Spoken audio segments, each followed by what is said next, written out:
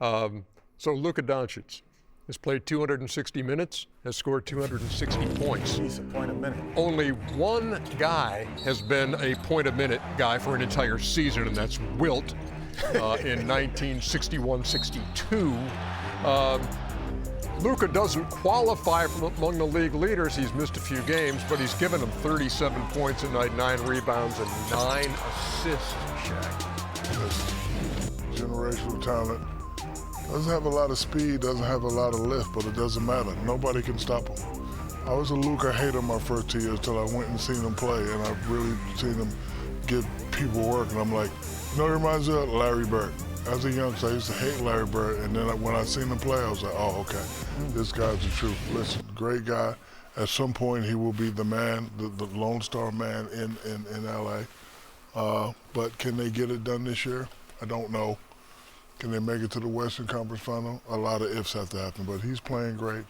Austin Reeves is playing great. They found a way to win with, you know, the King not being there. But the question is, when they're all said and done, you know, when they're all healthy, when everybody's playing at the top level, can they be a noise in the Western Conference? And my answer is, I don't think so, but maybe.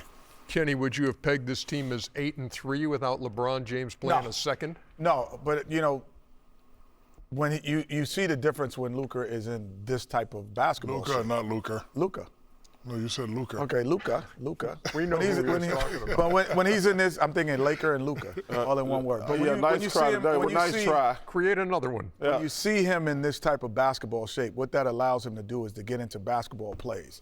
So now you don't just see things, you can be involved in them, from loose balls to cutting to the basket. So now instead of averaging 30, he's averaging down there 40 because he's in more plays. I would imagine. I watch because living in Los Angeles, I see more games. I've seen him dunk more this year than I've probably seen him dunk in the last year or two.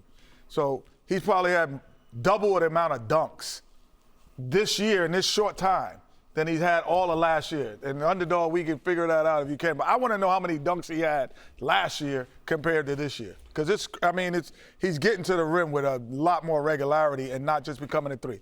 He had 1 last year, 2 this year. All right, he had 2 times as many. 2 times as many in 11 games. Great research, Kenny. In 11 games. The Lakers, wow. Luka's playing great. Austin Reeves is playing great. It means absolutely nothing right now till they get their team back and see how LeBron fits in. What do you think? Listen, they're at best the 4th best team in the West. With LeBron? With LeBron. Okay. Because listen, this OKC team, they're out here kicking ass and taking names. I mean, they come to your house to take your lunch money. They just out here balling. And their confidence, Chet Holmgren's taking another level, in my opinion. They don't even have their 2nd best player yet. And the Denver Nuggets, that guy's as much as I like Luka, I'd probably vote for Joker for MVP. Not Wemby either? No. Jeez. Hell no. I like Wemby. San Antonio in your top 4? Ooh, what do you mean? Hell no. Not against Luka and Joker. He's not MVP. Then who's your top 4? You got OKC, yes. Denver. Who's 3? Rockets, and then probably the Lakers. Okay. Yeah. Gotcha. No disrespect, but I think those 3 teams have separated themselves. Like I said, I'm not even going to judge the Lakers until LeBron comes back. But those 3 teams, because, man, what the Joker's doing, you know, the one thing about sports, that we just taking this dude for granted, man. He is the best basketball player in the world.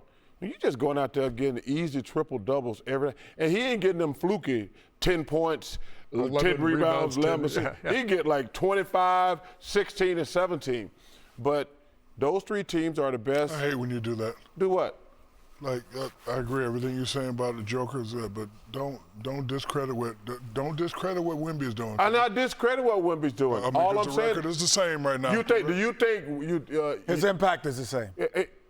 His impact on winning is the same. He's playing out of his world right now. Wemby's playing great, but he's not. Their record is similar, Chuck. No, they're not the same animal, brother. Bro, San Antonio's 8-2 and Denver is 8-2. Yeah, but his impact on winning yes, is the exact same. But I'm as saying, Jokic. if you had to take MVP right now, which is way too early, you'd go. That's how you're talking about them, though. Joker You and Luka. like this. They're not like this. Here. I'm not disrespecting Wemby. Okay. But hey, Okay, yeah, give me the hand signal like he just gave me. Yeah. Where are they? Where are they? Well, Joker, Luka, and Wemby. You tripping? You're tripping. I would give Luka MVP over Joker, or the other way around. I wouldn't give it to Wemby. And where's the reigning great. where's the reigning MVP in all of this ranking with Shai Gilgeous-Alexander? He's probably right below Wemby. For a team that's 11-1. Hey, listen, they're balling right now. I mean, he's in the Ernie. We got a long way to go, Ernie. Yeah, long way to go. But what Luka's doing and what Joker's doing, And Wemby. And Wemby's doing And SGA. You guys they're putting up incredible numbers. Listen, I'm not entitled to my opinion. Yeah. I mean, but change your breathera. Yeah, no. Change your breathera. You don't want to give Joker no credit because you think you compare him to you. No, I don't. Listen. What that man is doing is just flat out housing people. Do not move the goalposts. That's not what I'm not moving the goalposts. Joker would have killed you. I just said. Took you out to the 3-point line and just dotted your eye with them threes. I just said I agree with you, but don't discredit what And they then I don't even want to bring women to it. Women would have been hurting kids in the front row blocking your shot. blocking your shot. Yeah, blocking your shot. Stop it. I'd have had them dunking like I had you ducking. Quack, quack. You'd have been women would have been playing patty cake. You know what patty cake was? He been patty your little jump hook. We're coming back with more NBA tip-off presented by Popeyes in just a minute. How do we even get there? Magic and Knicks, Lakers and Thunder. You talk about LeBron not playing for the Lakers, yet Jalen Williams hasn't played a second for the Thunder either. They're And it's the Wagner boys back. one. Yes, he does. Charles hates saying nice things about the Lakers. Yes, you do. I said the Lakers the fourth best team in the West. Well, that's Pretty not nice. But you said Luka's the MVP. And we welcome you back. When the Magic made Paolo Banchero the #1 pick of the 22 draft, the Orlando foundation was laid.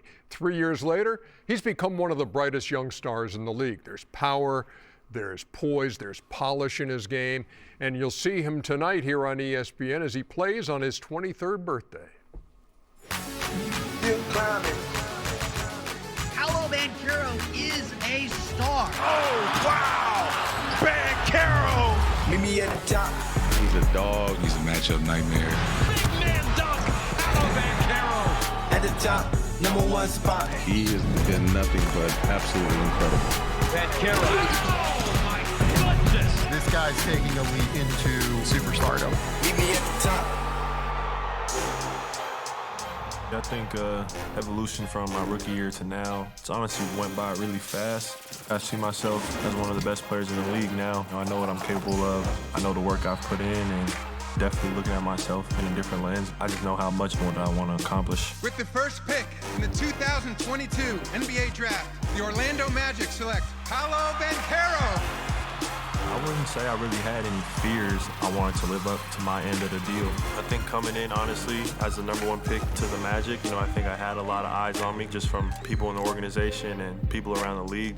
Everyone's just interested to see, can you hang? Can you establish yourself? What kind of player are you?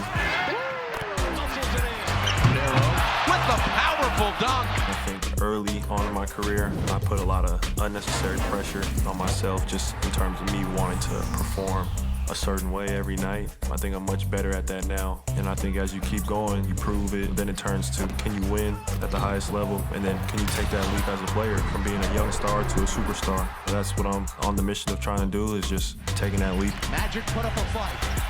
They made Boston feel it in this series, there's no doubt about it. But the experience showed out. Boston is bound for the second round.